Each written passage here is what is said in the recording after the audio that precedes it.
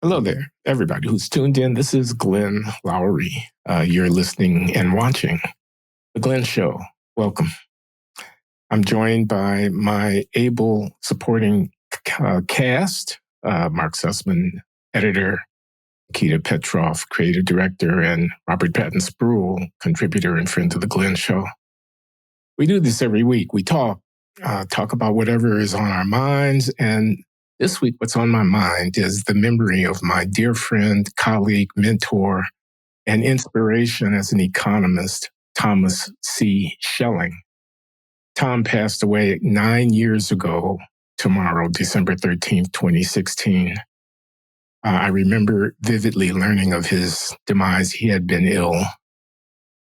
I was in India with the woman who has become my wife, Lawan. You know her if you follow The Glenn Show, my lovely wife, as I'm fond of saying. And we were in India anticipating the Christmas holiday, visiting friends. I was giving some lectures, and I got the word from his wife that he had expired. Tom was a great man. He is the author of many seminal works. Most widely read and appreciated is his 1960 book, The Strategy of Conflict. He was a student of game theory. He was honored in 2005 with half of the Nobel Prize that year in economic science. That's awarded by the Swedish bank to great economists on an annual basis. And Tom shared the prize with Robert Aumann, an American-Israeli game theorist, that year.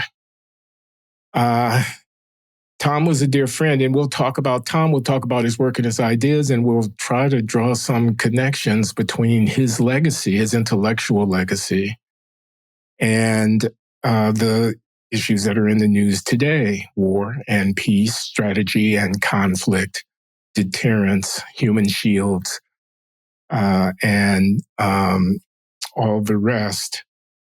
Because these are the kind of things that Tom thought deeply and creatively about. There's Robert Aumann and Tom Schelling being honored in Stockholm. That was 2005. Here we are in 2025. 20 years have passed. I first met Tom, let me say, in the early 1980s when he helped to recruit me to the faculty at Harvard University. I was a young economist teaching at the University of Michigan. Harvard was interested in attracting talent to its African American Studies department. They called it Afro-American in those years. And I was an up-and-coming star in the economics profession with a full professorship at the University of Michigan. And was persuaded by Tom and others to take a joint appointment in economics and Afro-American studies in 1982 and to join the Harvard faculty. I was the first African-American, actually, to be a tenured member of the economics department at Harvard. Tom persuaded me that this was an opportunity that I should not let go by. Unfortunately, my experience in the joint appointment with Afro and economics was not a happy one for reasons that I have discussed at length elsewhere. See my memoir, Late Admissions. And Tom talked me into staying at Harvard, but moving to the Kennedy School of Government, where he had become one of the founding senior faculty members at Harvard, standing up a new school in the 1960s. It was a new school. That's when the Kennedy School was created. And Tom was a principal, leader, intellectual leader, administrative leader of the Kennedy School. He persuaded me to join the faculty. And I spent 9 years between 1982 and 1991 at Harvard. 7 of those 9 years on the faculty of the Kennedy School of Government. And each of those years, I enjoyed a close collegiality and a professional relationship with a personal relationship with Tom. Our offices were just next door to each other on the second floor of Lit Tower Hall, the Kennedy School building that housed the school at that time. And we never wrote anything together, but we did teach. We taught a course called Public Policy in Divided Societies for a number of years, and I learned a great deal from that. Tom was also a close personal friend, almost a father figure in a way. I went through some challenging times in my personal life in those years, and Tom was right there in support and inspiration for that. He studied a number of different kinds of issues. The strategy of conflict, game theory, and the strategic interaction of nuclear armed states was one of his subjects, but it was not the only one. He wrote about domestic issues as well, about segregation and racial inequality issues. He made a major study of what he called the problem of self-command, in which he turned his insights from strategic analysis and game theory to the question of self-governance, of the conflict within the person. A person knows they shouldn't smoke, but also wants to have a cigarette, knows they shouldn't drink, but also wants to have a drink. And the devices that people use to improve the capacity for their better selves to govern their behavior when they might otherwise lapse into patterns that are discrediting or disabling. And I could go on, but I want to give the other participants in this conversation a chance to weigh in. We're going to talk about Tom, and we're going to talk about events of the day and how they relate to one another.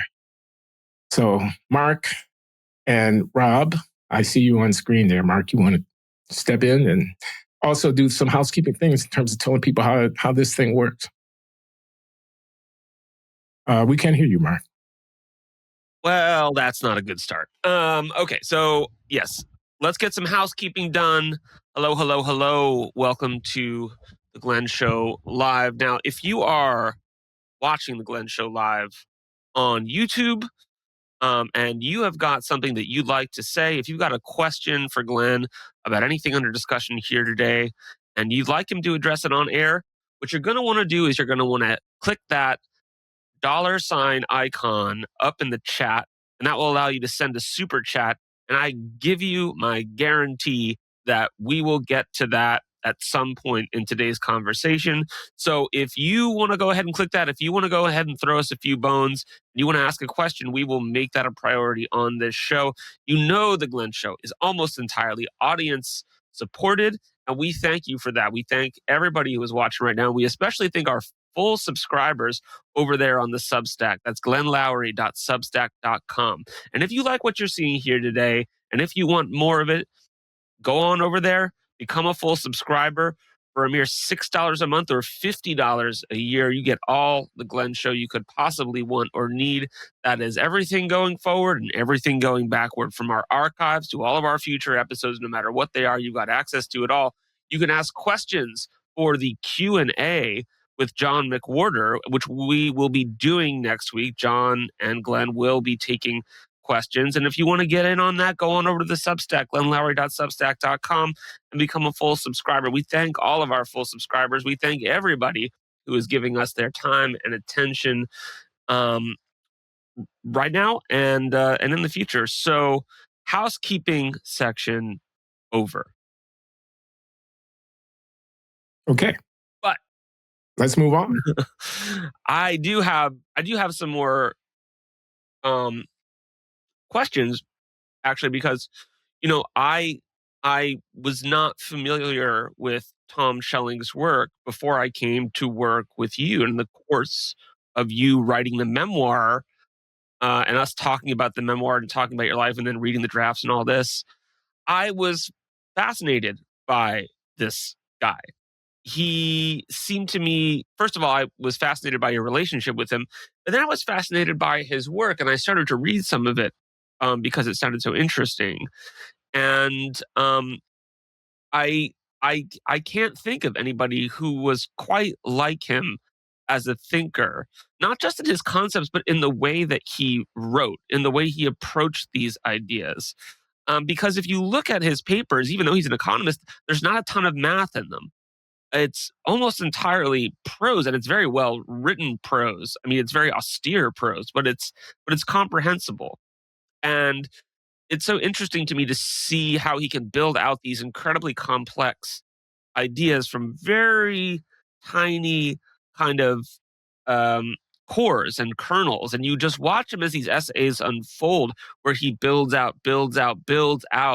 all the sort of subtleties of an idea, and you can really see a mind in motion, which is something you don't. I mean, correct me if I'm wrong. Something you don't usually get with an economist, right, Glenn? We need to improve your connection, Mark, because you fade out a little bit. But I got the bulk of what you were saying there. I agree with you that Tom style, his intellectual style, and the way in which he presented himself in prose was uniquely effective and interesting. And no, he was not a formalist. He was an essayist, actually. I mean, even his books, The Strategy of Conflict, is a collection of chapters, each of which, many of which had been previously published, in which he took a theme and developed it in depth and with great insight. And he argued, again, not formally, but rigorously through example and through a kind of identifying central themes and then enriching his discussion of them progressively. But yeah, he was of a different era, really, because it's hard to think of many people who practice this kind of social science within the economics discipline today with the same degree of success and effect that Tom did. He was a colleague for many years at Harvard with Albert Hirschman, who is another of his generation, who I think of in this same vein, an economist of rich insight, who didn't express himself in formal models, but who made profound contributions nonetheless. That was true of Tom. And his breadth of interest also, that's Hirschman, who is deserving of a similar treatment, although I wasn't as close to him. I did know Albert. I spent a year at the Institute for Advanced Study in the mid-1980s and got to talk with him on a regular basis and was much influenced as Albert Hirschman, not Tom Schelling, by his great book, Exit Voice and Loyalty, but also much admired some of his other books, The Rhetoric of Reaction being one of them, The Passions and the Interest being another. A broad-gauged intellectual, Albert Hirschman. He's a little bit older than Tom, I'm pretty sure. Tom was born, I think, in 1920 or 1921. I'm pretty sure Hirschman was born in the teens. That was Tom Schelling of intellectual, an economist, a social scientist of a different era. Do you know who funds the websites where you get your news? How often have they been wrong in their reporting? What kinds of stories do they consistently leave out of their coverage? These are important questions. You can find out the answers at Ground News. It's the website and app I rely on daily to stay informed, to cut through the noise, and to get closer to the truth. Visit ground.news/Glenn Show to see for yourself how it works. My favorite feature of Ground News is the blind spot feed. It shows you stories that are disproportionately reported by either the left or the right. About 20 such stories every day. For example, here's a story that's not being covered by the left. FBI argued they did not have probable cause to search Mar-a-Lago for documents, emails show. And here's one ignored by the right. DOJ reduces charges in many federal assault cases amid protests. For both of these and for every story, Ground News gives you a breakdown of the sources covering it, the bias of the media outlets reporting across the left, center, and right, how reliable these sources have been in the past, and who owns them. This is the kind of news analysis you won't find anywhere else. Right now, my viewers can get 40% off the unlimited access Vantage plan, which is the same plan I use. Make sure you subscribe using my link at ground.news/Glenn Show. Click the link in the description or scan the QR code when signing up. That's ground.news/Glenn Show. Given all these broad interests in this, from our perspective, unique approach to the discipline and all of the varied topics that he took up, you have said in the past that there is a kind of quality of thought or writing or intellectual inquiry that you could call the Schellingesque. And I wonder if you can kind of try to pin that down for us here today. What is the Schellingesque? The essence of Tom Schelling, what makes a observation, an insight, a turn of phrase, a way of looking at the world, Schellingesque, which of course one means simply literally of or in the spirit of Tom Schelling. I think you know it when you see it, kind of thing. It's going to be hard for me to give an abstract definition, but I'll try. Unexpected at the start, but clear as a bell at the end. Disquisition, which exposes an ironic, surprising feature of a situation through an examination of how people subjectively interact with one another. Intersubjectivity, the fact that a social organism is different from an individual in that there are multiple selves, multiple persons, each of whom has views and beliefs and goals and ideals that are known to themselves, but not generally known, but that color the way in which they behave.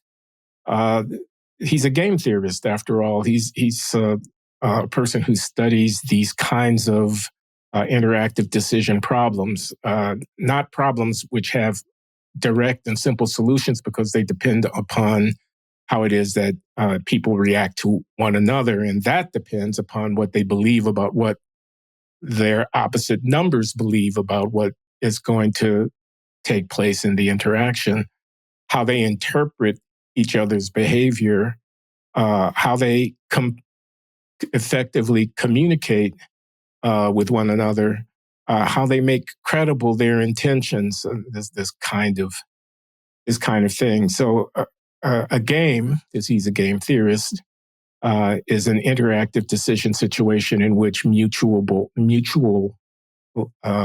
parties, in which multiple parties, I should say, are making their decisions independently, but the consequences of their actions depend upon what everyone else is doing.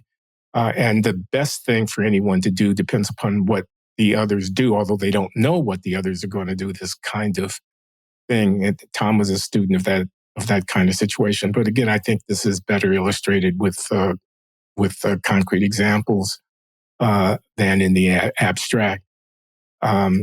So why don't we turn to some examples? You got something? So I want to take a kind of more general example. Now, as you're saying this, it makes total sense that a guy who thinks like this would have been, and thinks like this at a very, very high level, would have been a valuable asset at the outset of the Cold War. And we know that Schelling was involved when he was a young man in the Marshall Plan, implementing the first stages of the Marshall Plan. And then when he came back to the U.S., was involved with Cold War strategy, nuclear strategy.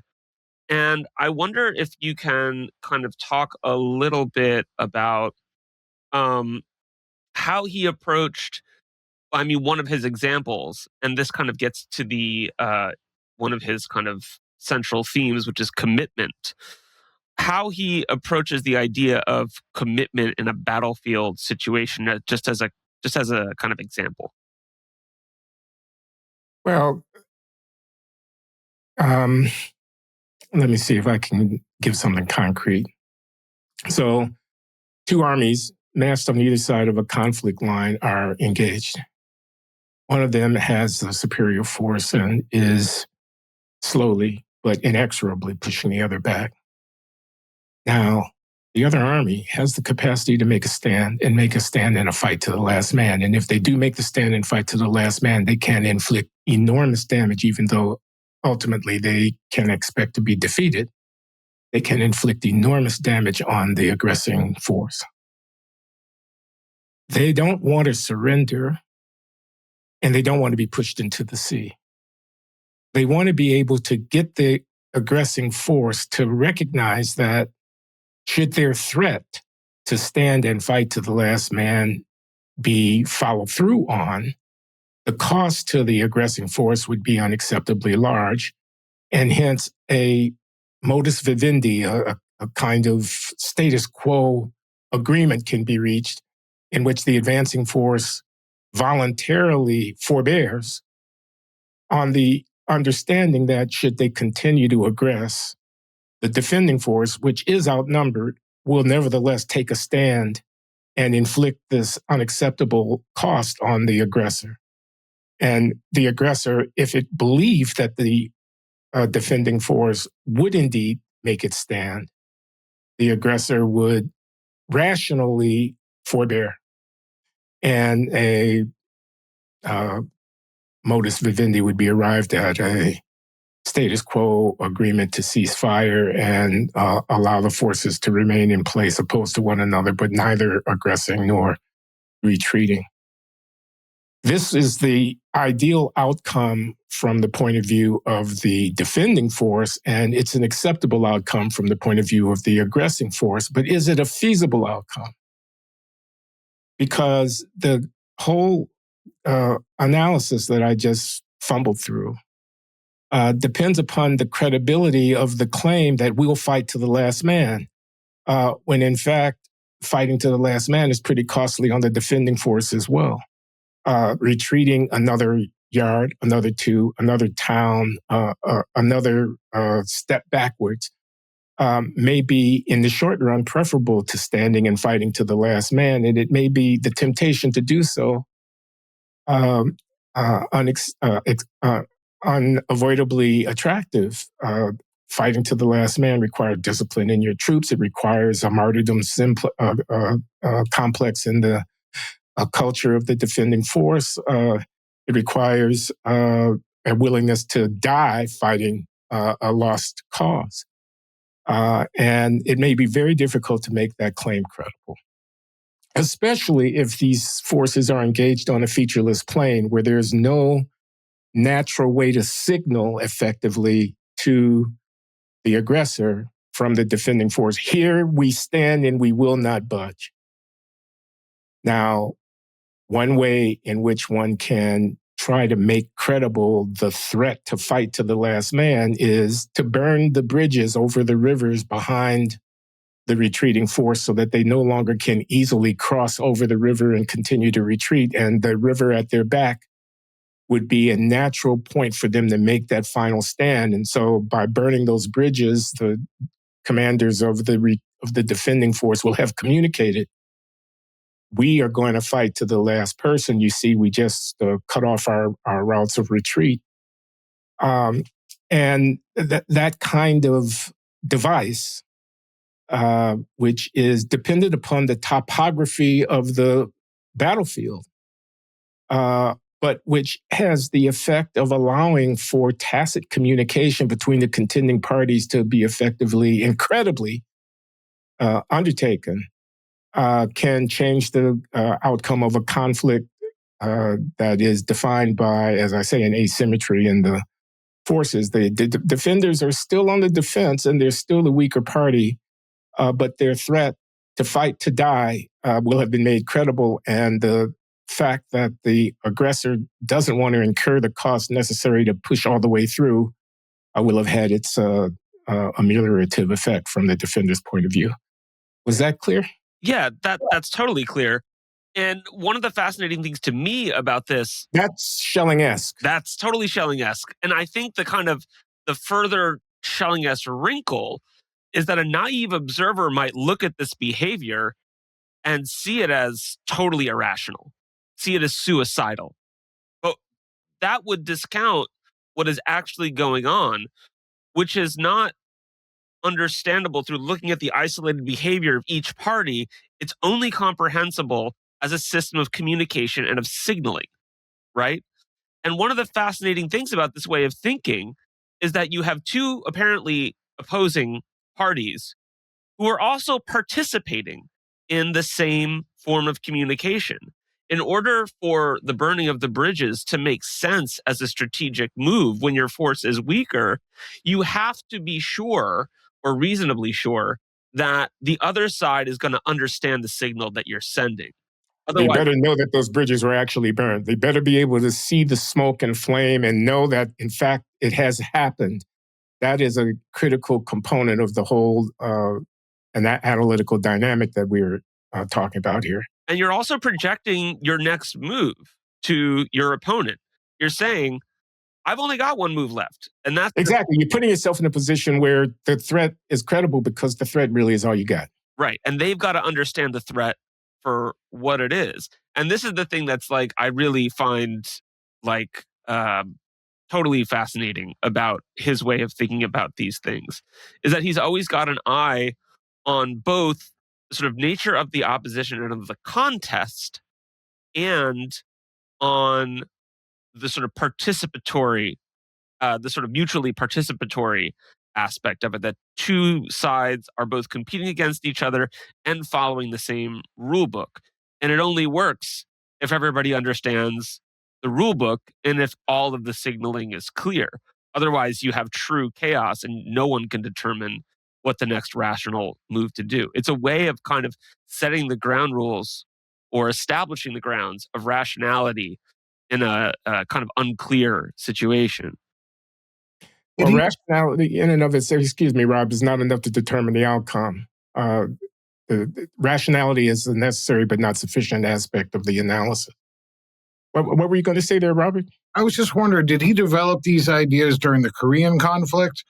Or was that when he was first formulating this? Well, the Strategy of Conflict is published in 1960. It collects essays that were written over the course of the 1950s, and I think the early part of that period, which overlaps with the Korean conflict, is certainly something of which he was aware and that influenced him. Yes, and by the way, in his Nobel lecture, 2005, in which he expounds on the remarkable fact that nuclear weapons had not been used in conflict in the 60 years that had transpired between 1945 Nagasaki and 2005 when he stood in Stockholm and gave that lecture. And he's marveling both at that fact and at the norm that undergirds that fact, the norm of nuclear weapons being especially horrific and the taboo, the implicit taboo against their use in conventional conflicts. The distinction between conventional weapons and nuclear weapons had normative weight. It was a moral point. No country wanted to be the one to break that barrier. The breaking of that barrier was a qualitative shift in the nature of interstate conflict that stood as a barrier to being breached and was able to sustain this remarkable fact of 60 years without those weapons having been used. In any case, he draws on the history of the Korean conflict, which was one of the early periods when, under duress, the Allied forces, the United States and allies fighting against the North Koreans and the, quote, communist Chinese, found themselves in distress and might well have been tempted to use nuclear weapons in that circumstance. And Schelling talks in the essay about how the decision to not make their use made by Dwight David Eisenhower and company was undertaken. It makes me wonder, like, how American policy has developed over the past, or at least since the Korean conflict, and how it seemed to have ended in a stalemate, how the Vietnam ended in a partial stalemate. And then when I think about the choices made at the first Gulf War, I mean, what do you think how do you think his guy's work actually affected real world American war policy? Well, that's a big question. I'm not sure that I'm That's doing what more I than do. Big questions. That's my speculating job. about. Well, um, let me back away from the Gulf War. I don't know what Tom would have had to say about it. I mean, we're talking about nuclear weapons. I'm not sure that was even really a issue in Iraq. Um, the use of chemical weapons by the Iraq regime, I think, was something of an issue. And you know, uh, we could speculate about what Tom might have had to say about that, but I actually don't know. Um, his role in informing American policy, I think, has mainly to do with the balance of terror, standoff, mutually assured destruction, deterrence as a way of keeping the peace when you have multiple nuclear armed states, intercontinental ballistic missiles, and the credibility problem arises in spades in that circumstance. The credibility problem that I was illustrating with the example of the retreating force trying to get the message across, we're going to stand and fight to the last man here. And therefore, you had just as well accept this status quo as the resolution of the conflict because you don't want to incur the costs associated with fighting to the last man, is replicated in the nuclear confrontation in the sense that you have forces, nuclear forces, which are potentially usable against civilian populations.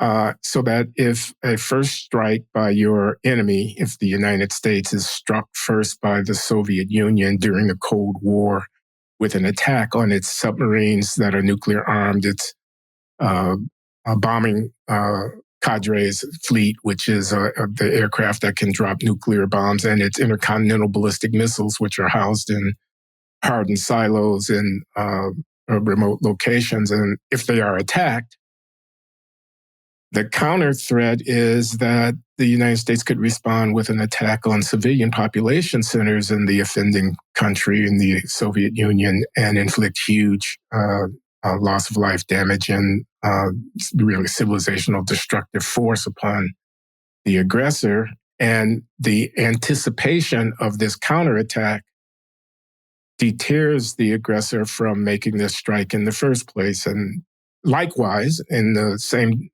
spirit, the anticipation of a Soviet counterattack against the United States population centers would deter the United States from making a first strike effort to decapitate and emasculate, in effect, the Soviet nuclear forces by a surprise. Well, supposing the first strike actually does happen, and the ICBMs sitting out there in Idaho and Montana or wherever they are destroyed. And the nuclear submarines that are in the North Atlantic or the Pacific or wherever they are found and sunk. And the bombers are, through the surprise element of surprise in the moments that initiate such a war, wiped out on the ground in the air bases where they sit ready to be launched.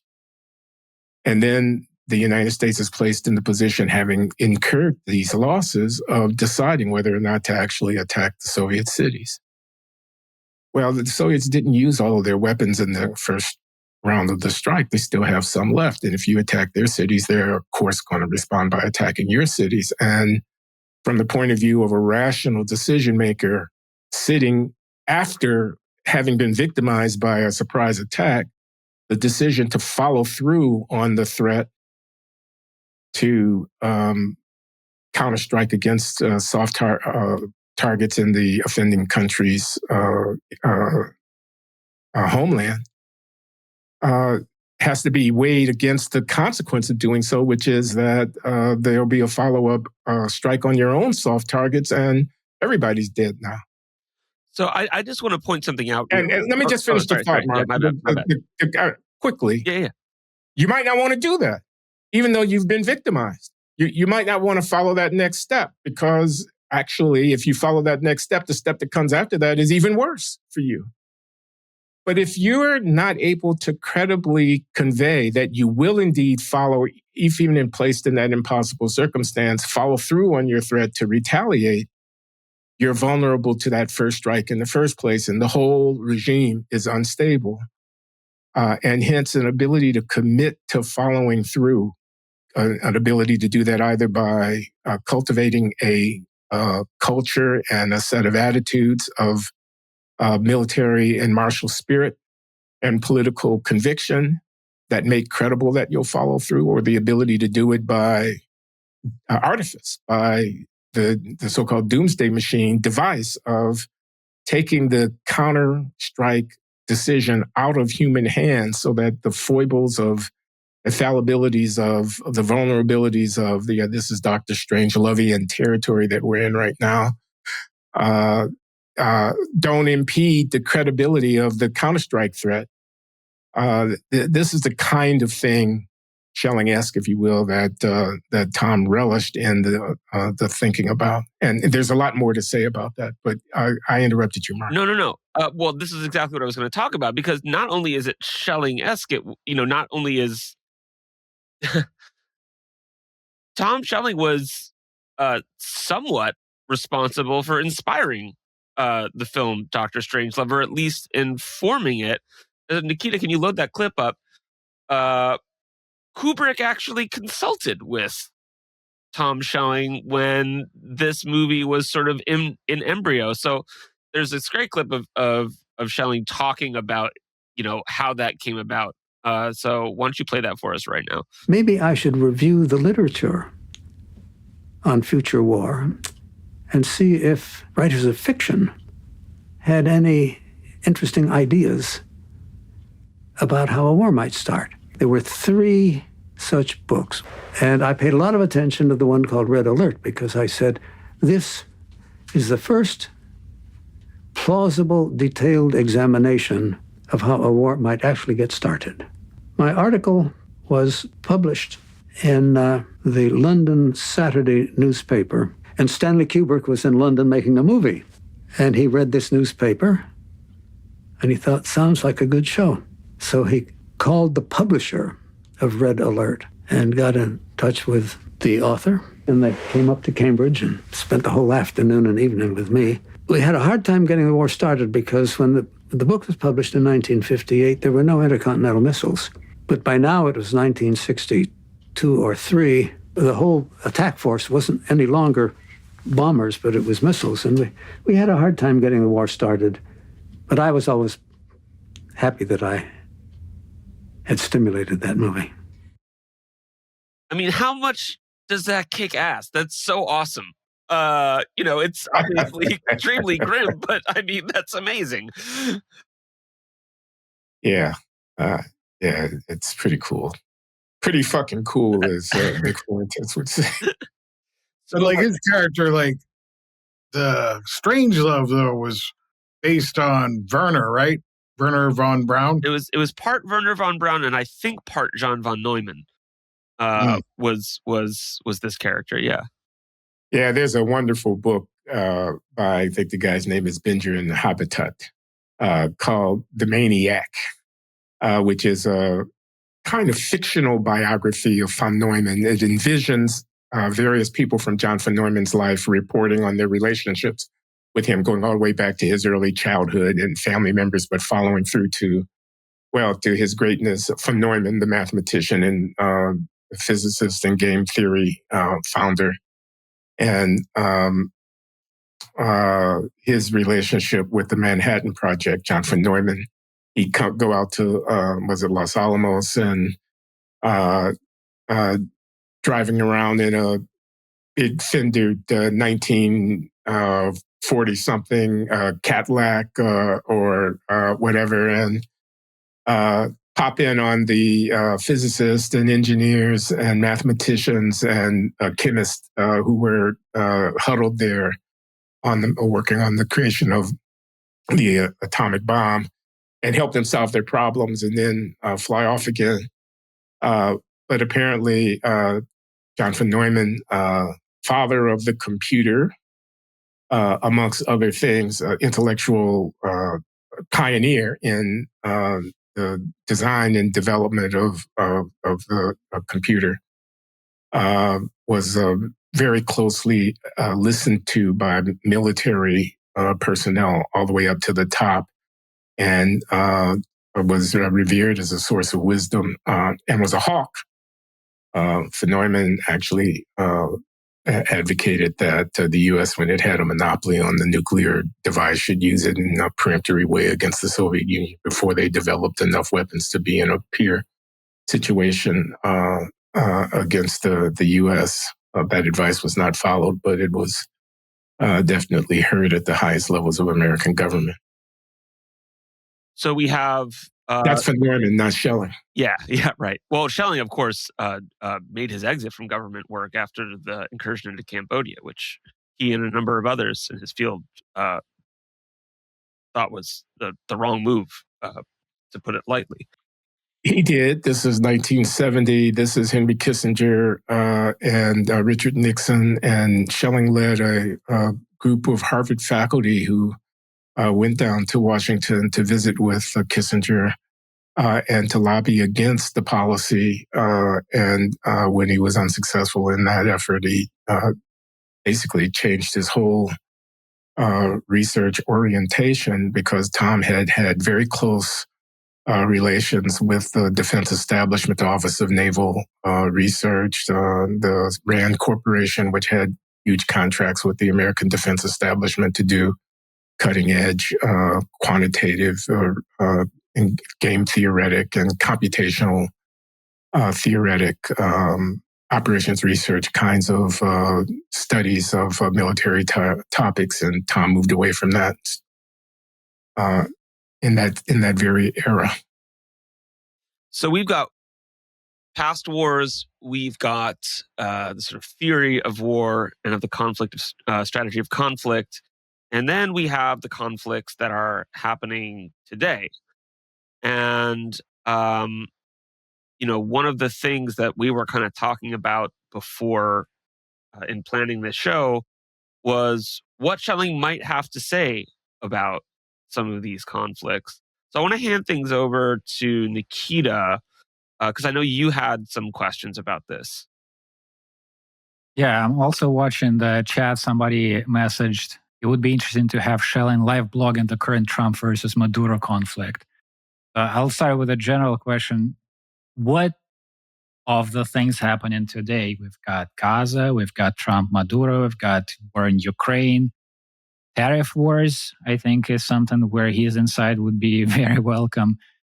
Other things on the news that you're watching and you think, I wish Thomas was live blogging about this. I want to understand better what's going on in this case. I mean, for me, of course, Ukraine is the thing on my mind, but what are you thinking about? I think it would be the thing on Tom's mind, too, because of the fact that it involves, in effect, a proxy war between the West, NATO and the United States on the one hand, and Russia on the other. And the United States and Russia, NATO and Russia are nuclear-armed powers. And Tom makes a very interesting point in his Nobel lecture 2005, in which he's reviewing the Cold War standoff in Europe between the West and Russia, Soviet Union. And the point is, each side maintained sufficiently robust conventional military forces such that in the event of conflict, it was credible that they would not need to use nuclear weapons in order to avoid complete obliteration. And that, rightly understood, the maintenance of robust conventional forces was a peace-enhancing move on their part that indirectly acknowledged the special moral prohibition against the nuclear use of nuclear weapons, because another cheaper, much cheaper way of defending yourself in a standoff between the Warsaw Pact on one side and NATO on the other would be not to maintain huge conventional standing armies and tank regiments and all of the rest that goes to support that, but would be to maintain a robust but smaller in its financial footprint nuclear force, just saying, I'll blow the world up if you attack. So the fact that they didn't, neither party do that, but both parties invested in conventional forces sufficient to defend themselves against the counter side's conventional force, helped to solidify the norm against the use of nuclear weapons as being beyond the pale. And by inference, I think that way of thinking has application in the context of the Ukrainian situation, where the possibility of defeat by one side or the other, it's a standoff more or less, although in what I know about this would not fill many pages in a textbook, but I can tell you that it looks like the Russian forces have the upper hand on the front line. But the idea that you confront one side or the other with the possibility of humiliating and unacceptable defeat inclines them to at least consider more seriously escalating the weaponry use and deploying tactical nuclear weapons as a matter of last resort. That's the kind of thing I think Tom would be all over in terms of trying to worry about how to make sure it doesn't happen. We're in another round of negotiations now. There are news every day going kind of back and forth. There are different plans on the table and they change from moment to moment. And it's not the first round. And I remember in one of the earlier ones, like I would talk to my mother who's still in Russia and say, well, maybe they'll negotiate. Maybe we're seeing this in the news. Maybe in a few weeks, it'll be easier. Now I don't say this anymore because the short-term effect of these negotiations seems to be an amplification of fighting on both sides. Because both sides, or at least that's my understanding of the dynamic, both sides wants a better hand in negotiations that are being forced. So right now is the best time to inflict as much damage as possible. So is that a Schellingesque dynamic? Can it be that these attempts to force a peace only lead to intensified fighting and the peace just happens when one of the sides loses eventually? I don't know that it's uniquely Schellingesque. It certainly is a strategic observation that the anticipation of a ceasefire or other kind of cessation hostilities creates an incentive for one side or the other to try to maximize their territory under their control before hostilities cease. And that seems to be a very commonsensical thing to anticipate. So, yeah, it could be counterintuitively a short-run boon to conflict to create a process that has the predictable outcome of the cessation of conflict. Have the Ukrainians proven they're willing to die to the last man? I don't know. What do you think, Nikita? I mean, at some point, you're going to have to... All words end with somebody at the table meeting and signing documents. This one is going to end the same way, It's not going to be the entire population of Ukraine that needs to be destroyed for this to be settled. I assume Rob is referring to the earlier part of this discussion in which we were talking about the credibility of saying, I'll fight to the last man, and that creating a barrier to the aggressor because the aggressor doesn't want to incur the cost of having to fight you to the last man. And what I'm uncertain of is whether or not Russia in this conflict perceives the Ukrainian determination to fight to the last man as anything costly enough to the Russians that they would therefore forbear rather than kill them all. That's my sense. Russia has more men. Russia is willing to incur more damage. It can outlast Ukraine in this, is my sense. How are you watching these negotiations happening now? Like Trump pushes one side and the other. There's new sanctions on Russia or an allowance for Ukraine to strike deeper in the territory and strike against these oil refinements. And then he says, I'm really unhappy with Zelensky. And he says to him, you don't have any cards. And there are these different peace proposals. Does this seem hopeful to you? Are we like, what is the timeline in which you hope to see a resolution to this? Well, I'd like to see a resolution as soon as possible, but I'm not very optimistic about that.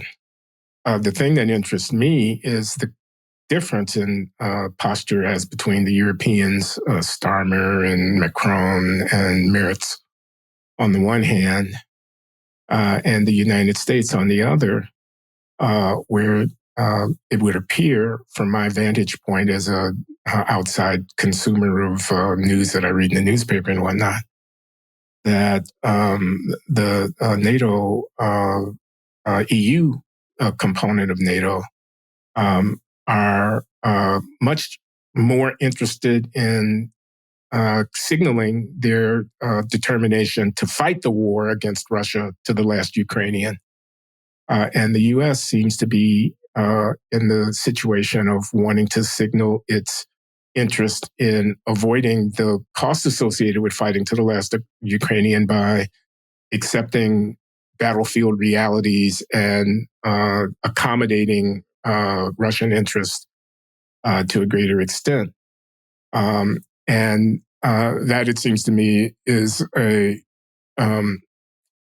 flashpoint of a difference in attitude that is not adequately explained by Trump as a Putin puppet, and is more accommodated with the thought that the political and philosophical international tensions between the Germans, the French, the British on the one hand, and the Russians on the other, is qualitatively distinct from the Russo-American relationship.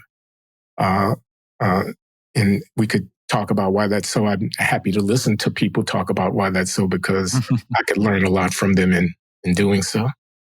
But the distinction seems to me to be very important. And it does relate to some of the points that I reviewed notes about the national security strategy. I have not, I must say, studied it carefully. Have you seen coverage of it? I have seen some coverage of it, yeah. I've got a little clip from the BBC just to give you a sense. My sense was I didn't see too much coverage in the US itself. Like, it seemed to be kind of, if it is a foreign policy targeted newspaper, then there's coverage. But I didn't see a ton of discussion. But my YouTube suddenly got filled with British news shows, which I don't normally watch.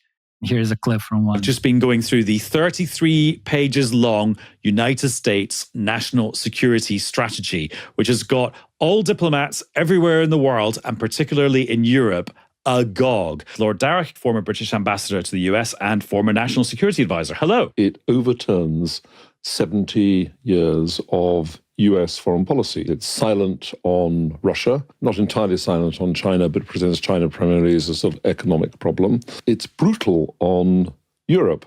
It talks about Europe being in, if I can pronounce this rightly, civilizational decline, which is fairly extreme. And then basically, as Franco said, sides with the far-right populist, some would say extremist parties in Europe, and basically pledges America to work with them to kind of overturn the established political order. This from our ally It's pretty extraordinary stuff. Yeah, because this document talks about, the good thing that's happening in Europe is the rise of political parties that are patriotic and unashamed of their country's past. Yeah, exactly. That's the way it describes those political groupings. I think it's actually not civilizational decline. It's under the threat of civilizational erasure because of the politics of immigration. Do you have the sense of America and EU were allies and now that's changing? Or is it less of a change to you? Well, I do. Again, as a person sitting, reading my newspaper and consuming this with curiosity and amusement, it does so seem. I mean, this takes me back to the encounter that J.D. Vance had when he went over and gave a speech that got everybody upset when he was talking about free speech and European governments not reacting in an effective way against the deleterious consequences of immigration. Yeah, that's him. I can't remember. It was Munich, the setting in which he made those remarks.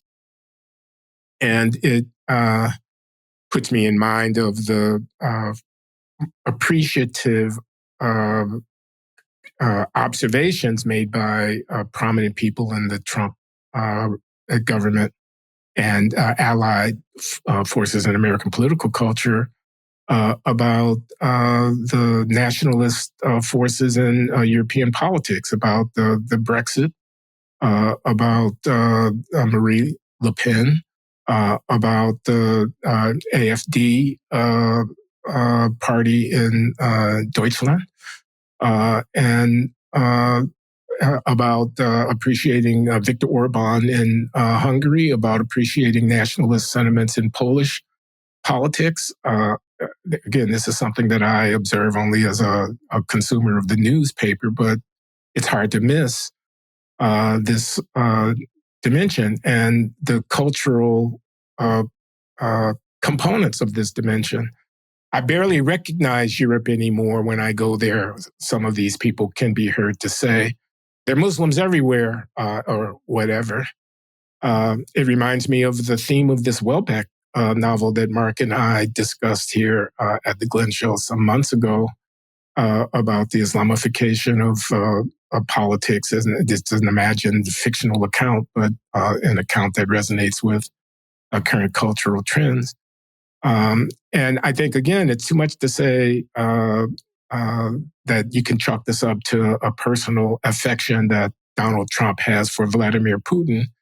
More to say that there is a fault line or a series of fault lines in American and Western political culture under the pressures of globalizing population movements and so on, and cultural change, where a kind of conservative reverence for status quo ante is shared across the Atlantic. These are thoughts that come to me, a novice in these matters, but an interested and provoked novice as I observe the current kerfluffles about U.S. Articulating its national defense strategy. Do you have emotional reactions as a citizen over the U.S.? Like a country's changing its course. Is that something you welcome, you're worried about, or you just observe it kind of with a certain detachment? I'm reluctant to have a firm view because it's what the course that we're talking about in Europe is a little bit different than I think what's happening here in the United States, where the effects of immigration, which was a big issue in the 2024 campaign, and Trump won that election, and which is a big issue here now as the Trump government tries to prosecute the hawkish enforcement of immigration law with deportations and so on. But the idea that outside of the precincts of a Tucker Carlson-like alarm, that the future of our country is at stake because the flow of immigrants coming across the border are not easily assimilable to our, quote, way of life. But you do hear this and so on. But in Europe, it seems to be a much more graphic, immediate, scaled transformation that's afoot, from what I hear of people reacting to what they see on the ground in European capitals, and from the rhetoric of the right-wing political parties that are reacting against it in European politics. It seems a sharper, a more immediate and threat to the status quo. But you asked me what I think, and I think that here's the easy response. The easy response is racist Western countries want to stay white and are in a morally indefensible manner protecting themselves from the consequences of population flows for which they have some historic and contemporary responsibility, in that the countries from which these various migrants cadres are immigrating are influenced in one way or another, to their detriment often, by the military and economic interest of the Western powers, again, both historically and in an ongoing way. But in any case, they're racist. They want to roll the clock back to 1950. That's the way you'd say it in the United States. They want everything to be like it was before the great upheavals of liberatory outrage that transformed social relations in the 1960s and 70s.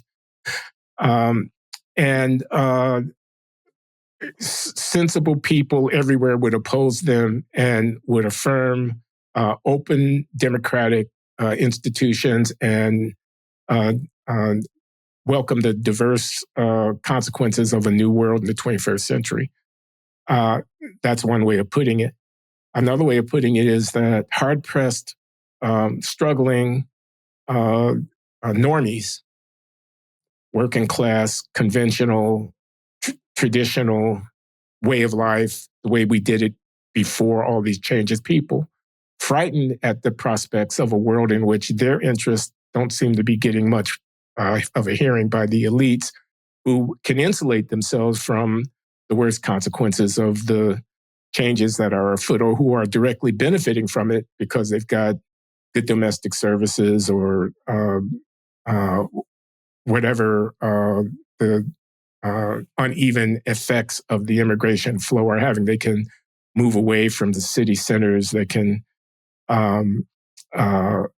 structure their lives in ways that they're not significantly disrupted by these changes. But in any case, these elites are not responsive to the interests of the people who voted for Brexit, or the people who vote for Marine Le Pen or for AfD, or the people who vote for Donald Trump here in the United States, who are not racist, but they're frightened. They're vulnerable.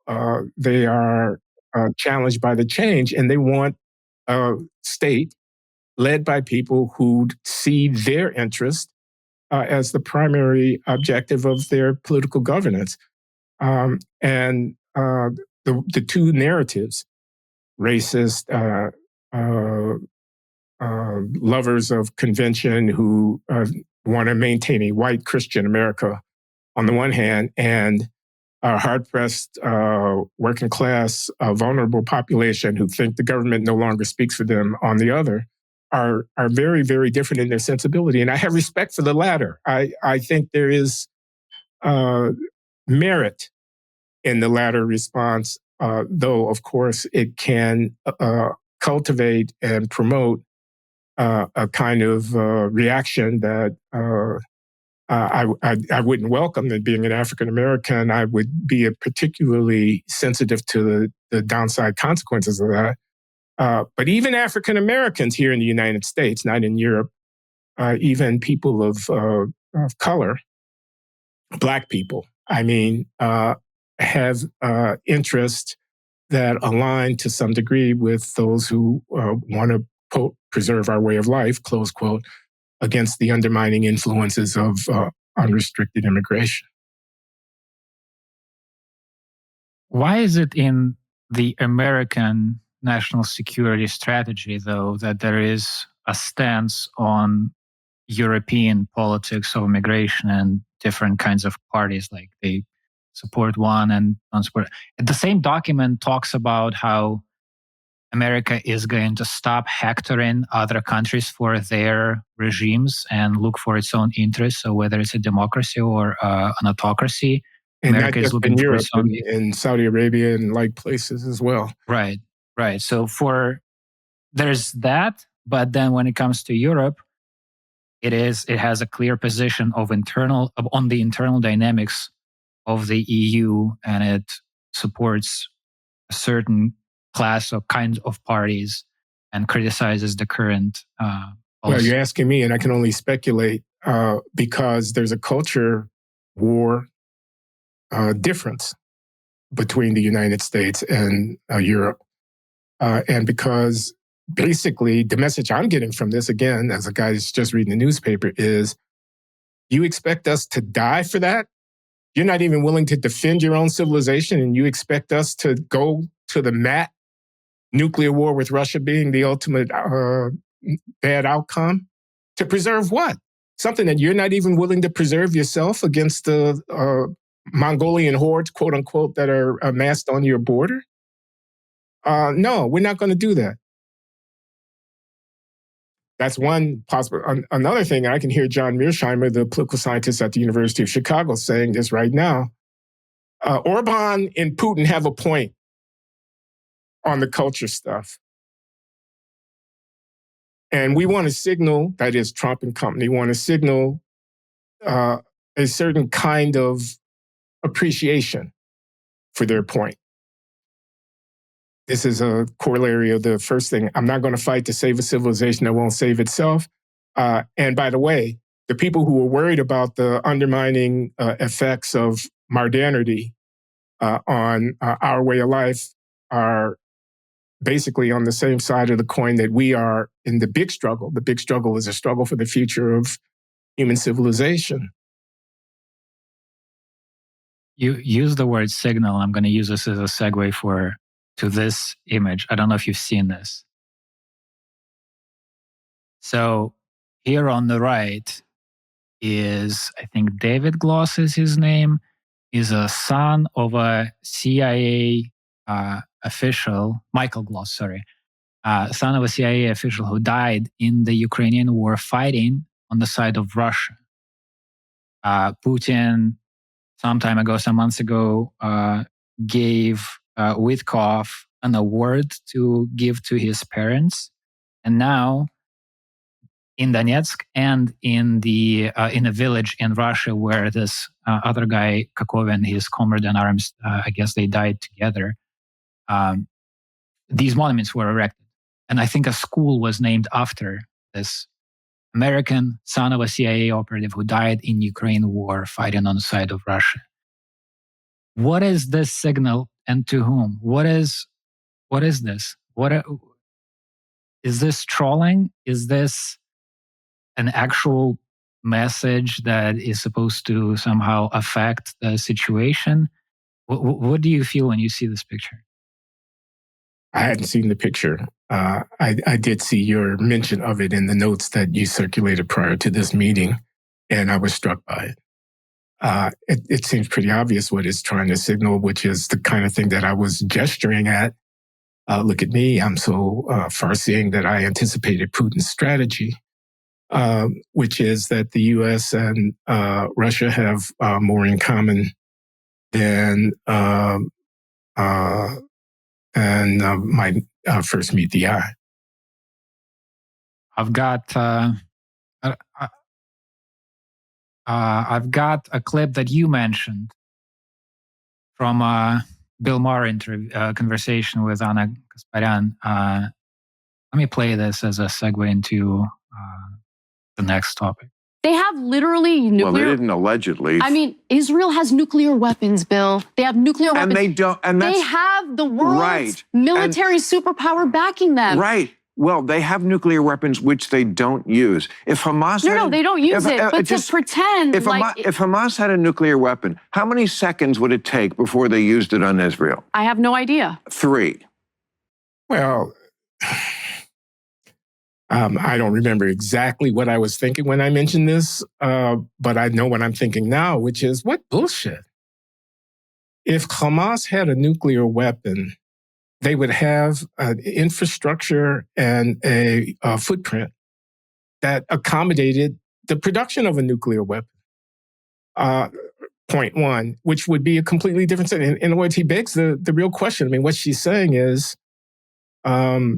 Israel is an industrial, technological, military power integrated into the global system in an asymmetric way vis-a-vis the ragtag resistance forces, think of them what you will, who are Hamas.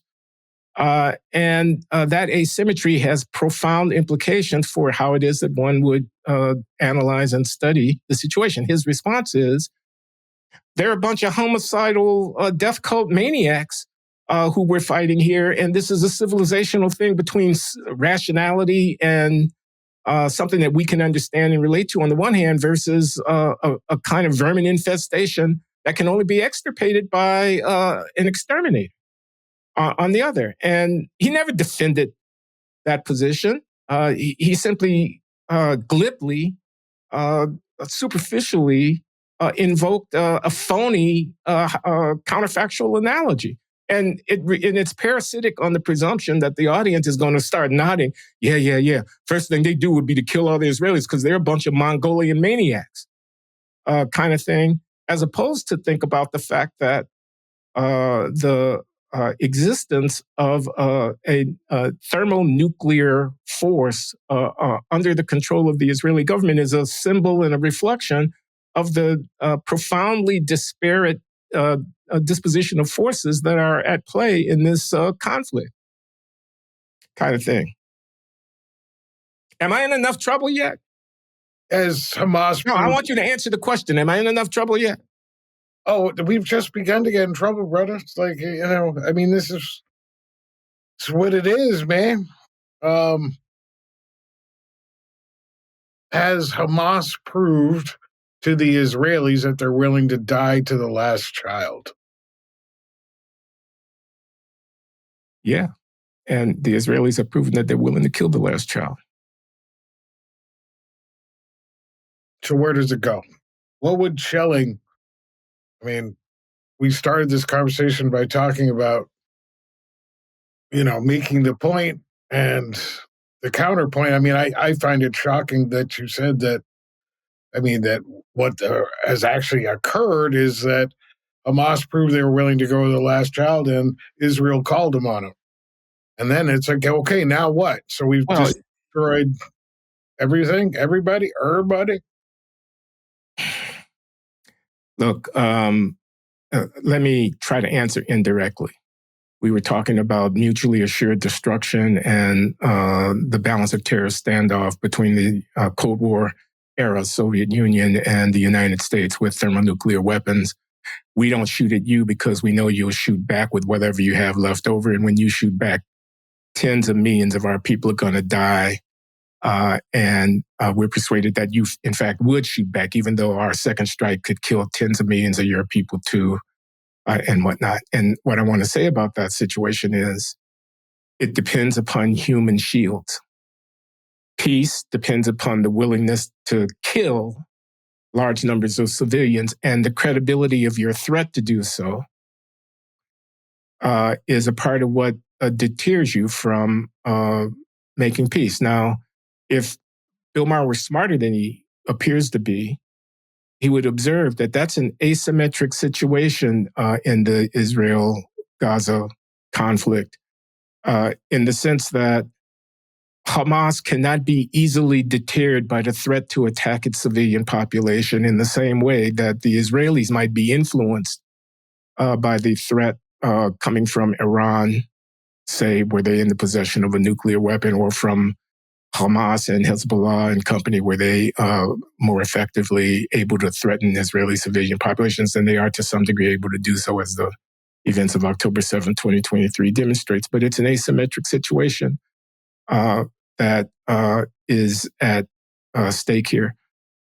But the idea that this is simply a situation of people putting civilian populations in between them and the enemy and using them as human shields, which is the propaganda narrative that comes out of the Israeli side of the conflict, is woefully inadequate as a historical and analytical account of what's going on. And I'm reminded in this, I must say, this talk about civilian casualties and the use of civilian populations as instruments of international conflict by the debate over Star Wars, the Reagan-era initiative to build a ballistic missile defense system to protect the United States against the possibility of a Soviet retaliatory strike against our population centers in the event of a nuclear war. And many people on both sides of the partisan aisle objected to the initiative to deploy an effective anti-ballistic missile system on the argument that it would be destabilizing. That is to say, were the U.S. able to effectively convey its intent and ability to defend itself against the Soviet thermonuclear counterstrike, then the ability of the Soviets to rely on their threat to counterstrike as a deterrent to our striking them would be undermined, which would enhance the likelihood that they would strike first in a preemptive strike, since they don't think that their threat to counterstrike would be effective. In other words, if we take our human shields off the table, the human shields being people who live in New York, Los Angeles, Chicago, Dallas, etc., off the table by saying, in effect, you can't get us, you can't touch us because we're going to knock your stuff down before it lands.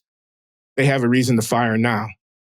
That's destabilizing. But what's revealed by all of that is that the logic of the balance of terror standoff depends upon the use of human beings as shields against the military forces of others. In this case, leaving ourselves vulnerable makes us safer. Yeah. Nick, can you play the clip? And that's Schellingesque. That observation is a Schellingesque insight. Yeah, Nick, run this clip. But it's also, let me just finish. I'm sorry, Robert, as the thoughts come to me. Yeah. It also gives the lie to this idea of moral superiority of the West versus the rest. They will just, in a death cult manner, feed their people into the machine. Of course, we are the ones who are turning the grinding gears of that machine as we slaughter them.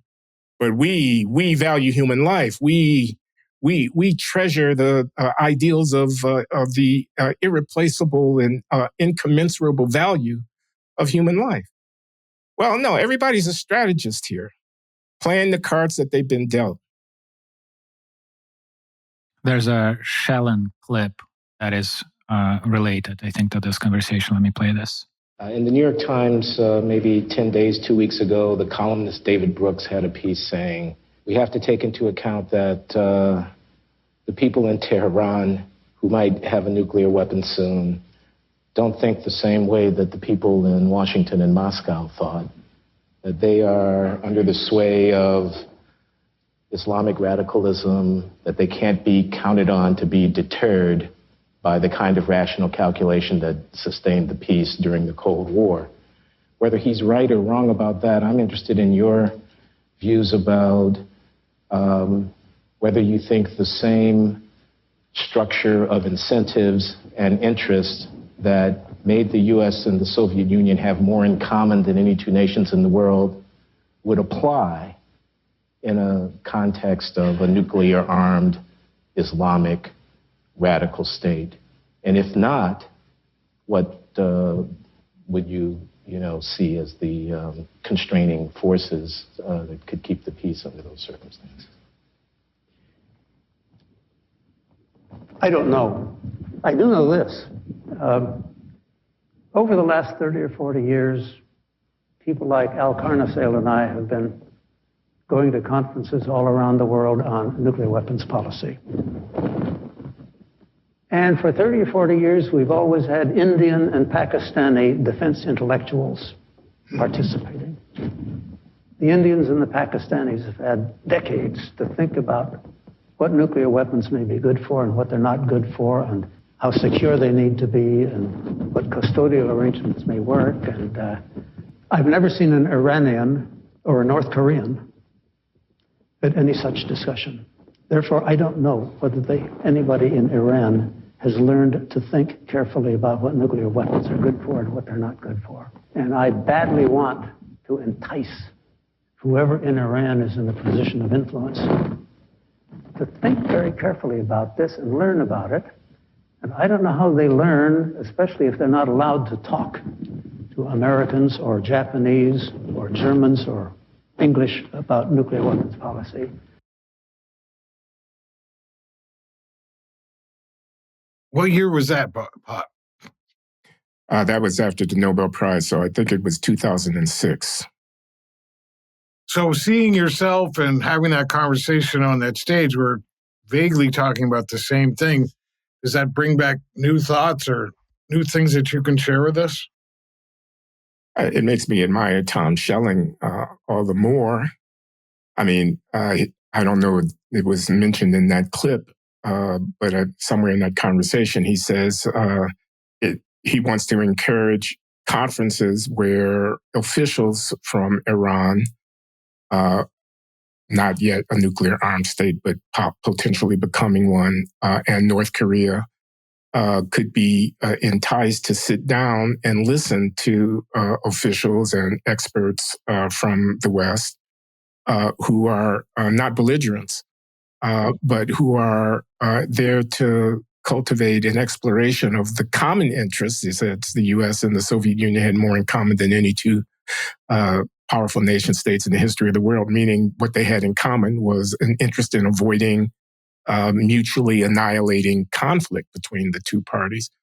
And likewise, one can imagine that a similar kind of common ground interest in avoidance of disaster of one sort or another, the security of those weapons, should they be developed, it's not in the interest of the Iranians to have their weapons fall into the hands of a terror organization that would operate outside of its purview and would implicate it in anything that it might do, for example, and therefore the security, the sheer physical guarding against a misappropriation of the technology is an important interest, something about which the Iranians might be able to learn from what everybody, Tom at one point in that conversation goes on to say, well, if the Americans invited them, they might not come because, well, they don't trust. But if the Chinese invited them, they might come. Maybe we should try to encourage the Chinese to invite them. Now, another point in that conversation, Tom says, suppose they did have nuclear, suppose the Shah of Iran had nuclear weapons, but he was unsure about the stability of his regime because there was fomenting, I should say, of dissent and a potential disruption in his military and the various aspects of the civilian population. Maybe the Shah of Iran, be better served by having the Israelis take custodial oversight of his nuclear weapons so that they, in the event that his regime is decapitated, don't fall into the hands of one faction. I mean, I go on here too long, I think, but simply to say, I was struck that Tom's reaction was not a one-dimensional cultural assessment of who these people are and what they are, what rationality they're capable of, but rather was a sober institutional assessment of, okay, we have a situation in which various parties have conflicting interests. How do we get them into communication with one another in a way that doesn't dispel the differences in their interests, but looks for places in which they might engage in mutually beneficial information exchange and whatnot, because we have a great interest, we in the West, in the people who are the custodians of these weapons in North Korea or prospectively so in Iran, being aware of the lessons that we have ourselves learned from our own experience with them. Did they ever think what comes afterwards? These guys, did they ever? Because Gaza looks to me like it's been bombed out, and the people are now all homeless, and they live in tents. Did they ever think, okay, what happens after you launch your attack? The counterattack comes. Your country is wasteland. What now? Did Tom ever, or do you guys ever think about that stuff? Well, we read novels about the post-apocalyptic specter of a nuclear war and all the destruction that would be left and whatnot. But I don't know, man. I don't know what he, I mean, I wouldn't invest a whole lot of time if I were running the world trying to calculate what do we do after nuclear war, because nuclear war has a kind of finality to it. As far as the day after, hold on, let me just finish. As far as the day after in Gaza, there's a lot of talk about that. I don't know the ins and outs of what's being said inside the Israeli government, but I know a lot of commentary of observers outside have worried about the day after. I gather that the Trump vision is one way of thinking about the day after. I'm not privy to all these conversations in the international political community, but clearly thinking about the reconstruction of Gaza is an important agenda item for serious people. Gotcha. Mark has another question for you. Yeah. So rewatching this clip from your question to Schelling at the event for his Nobel, the kind of congratulations event or whatever you want to call it for his Nobel. One of the things I was thinking about was that it's an interesting situation because one of the things that keeps mutually assured destruction equilibria stable is that everybody understands the signaling paths are clear. If one party does one thing, everybody has to be clear about what that might mean about the intentions of that party. And when you have a new participant in that conversation, you need to be really sure that everybody understands what everybody is saying with the things that they do. And the dangerous thing is if one party doesn't understand how another party might interpret what they're doing. And I think, I don't know, do you think that this is part of what Schelling is thinking about? Yes, they're rational in this, Iran is rational in the sense that they think rationally, but do they understand the particular kind of rationality or the rules of it that are engaged in this body of thought and research and game playing that guys like Schelling and his colleagues, and then on the Russian side, had developed over the course of decades? They're new entrants into the game. I mean, is this the sort of thing that he's thinking about? Is my question. Reading the signals. Can they read the signals? And would a conversation amongst potential belligerents aimed at cultivating a mutual understanding of the signals be something that would be of value? And I think the answer to that is yes. I think of an analogy. The analogy is there's a man and wife, and one of them is having an affair. Now, at first, the affair is a secret, and the other party doesn't know about it. The other party finds out. But the one having the affair doesn't know that the other party has found out. That's one situation. Another situation is there's the affair, the offended party finds out, and the offending party knows that the offended party has found out. Now, that's a different situation.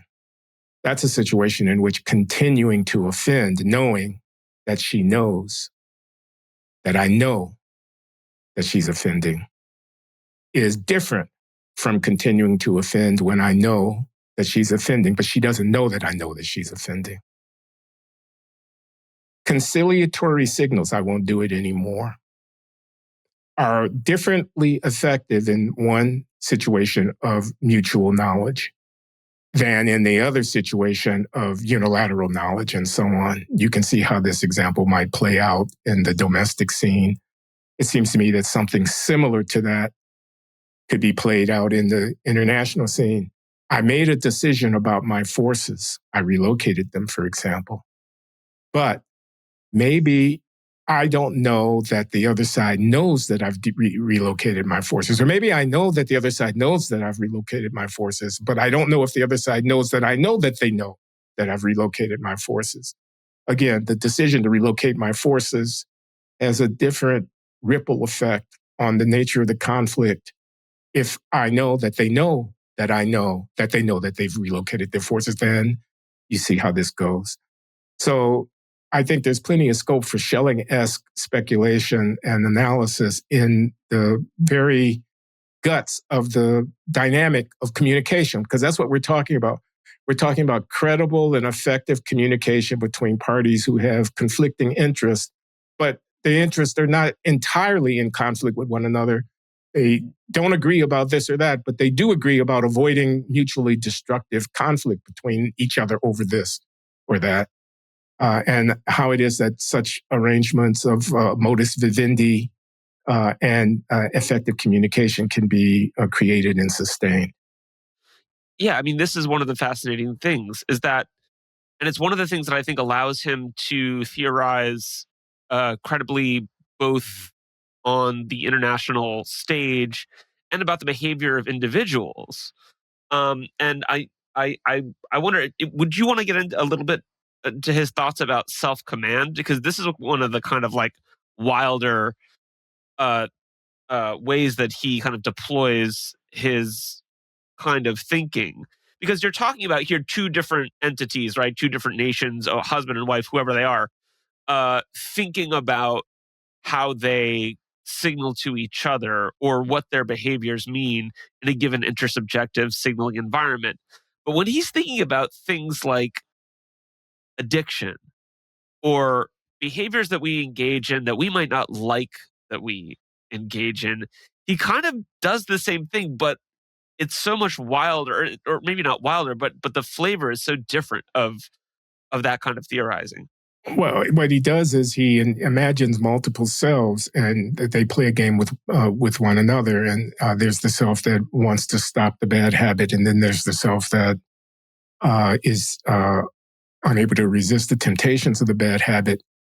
And he explores devices that the good guy self doesn't want to smoke, doesn't want to drink too much, doesn't want to seek out the favors of this person outside the sanctity of his own marriage, doesn't want to drive after having had a few drinks, is able to bind the options by pre-commitment, by engaging in actions that will extend beyond his period of governance of this. There's one individual, but there are multiple instantiations of that individual. And the good guy who doesn't want to drive while he's drunk gives the car keys before he starts drinking that night to the bartender or to his wife so that they won't give them back to him. Or if it's Ulysses and he wants to hear the sirens call, but he does not want to be brought to his demise by succumbing to the sirens call and leading his men to crash on the shores trying to get to the sirens. He has himself bound to the mast, and he has his men put wax in their ears, and he leaves himself unfettered in terms of his hearing so that he can hear the call but not be able to respond. He pre-commits so that the person who wants to save enough for their retirement invest in a compulsory savings program that automatically takes the money out of his check and puts it into the account, maybe at a lower interest rate than he would get if he didn't have this commitment device, but he's willing to pay the price to do that. Putting the bowl of peanuts on the other side of the room during the dinner party, so I have to actually get up out of my chair and cross the room in order to get more, et cetera. These kinds of strategies of internal governance, kind of thing like that, commits to a sect of religious fanatics who believe a theology that's absolutely absurd, but who become my community and whose affections I value enough that going back to my old way of life, the drunken, slovenly, intemperate, indisciplined way of life, means abandoning this community that I've come to know and to love, even though the theology of their practice is, to my intellectual sensibility patently absurd, I nevertheless affirm it to maintain my connections to the sect, so that the self that I know it lies within me doesn't have scope to lead me down that path of temptation, so on and so forth. These are Schellingesque thoughts about the problem of self-command. You wouldn't happen to be talking about anybody you know when putting some of these examples forward, would you? I invite the listener to pick up a copy of my memoir, Late Admissions, Confessions of a Black Conservative, where they will find the answer to that question. Now, wait. Now, so all of these commitment devices that you're describing are interesting to me. But one of the fascinating things that Schelling does, and this is in this essay, Self-Command in Practice and Policy and a Theory of Rational Choice, which is in his book, Strategies of Commitment. This is a wild essay because the further turn of the screw is he says, okay, so we're conceptualizing this as two different individuals, one who wants something and one who wants to prevent that person from getting that thing. And he starts thinking, well, wait, what is the basis for favoring the constraining individual over the constrained individual? And he invents, and this is like this kind of particular talent of his to invent these like really fun kind of scenarios and thought experiments to play all this stuff out. And the one he ends the essay with that he's kind of building towards is he says, say a group of researchers says, we want to put you under total anesthesia. You will have no memory of what happens while you're under anesthesia. And while under anesthesia, we're going to subject you to torture of a kind that will leave no scars, will leave no memory, will leave no marks, nothing. And after every session, when you wake up, we'll give you some substantial sum of money. Right? You will experience it as falling asleep, waking up, we hand you money, that's it. And he says, now you might be tempted to do that because you think, well, what's the difference? I won't remember it and it's free money.